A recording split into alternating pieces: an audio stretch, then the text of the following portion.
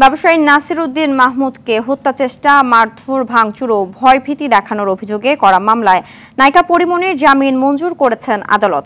ঢাকার senior judicial magistrate Saiful ইসলামের আদালতে পরিমণি আত্মসমর্পণ করে আইনজীবীর মাধ্যমে জামিনের আবেদন করেন। শুনানি শেষে 1000 টাকা মুচলেকায় বিচারক তার জামিন মঞ্জুর করেন। আগামী 1 অক্টোবর এ মামলার অভিযোগ গঠনের শুনানির দিন ধার্য করেছেন আদালত। 2022 সালের 6 জুলাই একই আদালতে সাভার বোট ক্লাবের সভাপতি ব্যবসায়ী নাসির উদ্দিন মাহমুদ বাদী হয়ে পরিমণি সহ 3 জনের বিরুদ্ধে মামলা করেন। মামলার অন্য 2 আসামি হলেন পরিমণির সহযোগী ফাতেমাতুজ জান্নাত বনি ও জুনায়েদ বগদাদি জিমি ওরফে জিম। আদালতের প্রতি শ্রদ্ধাশীল হয়ে বিজ্ঞ আদালতের সমন পাওয়া মাত্র উপস্থিত হয়েছি। বিজ্ঞ আদালত আমাদের সাবমিশনে সন্তুষ্ট হয়ে জামিন মঞ্জুর করেছেন।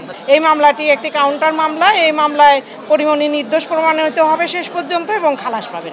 আমি দৃঢ়ভাবে বিশ্বাস করি যে এটার একটা সঠিক বিচার আমি পাবো এবং আমার বিরুদ্ধে যে অন্যায় করা হয়েছে, মিথ্যা প্রচার করা হয়েছে, এটা সত্যতা মিলবে।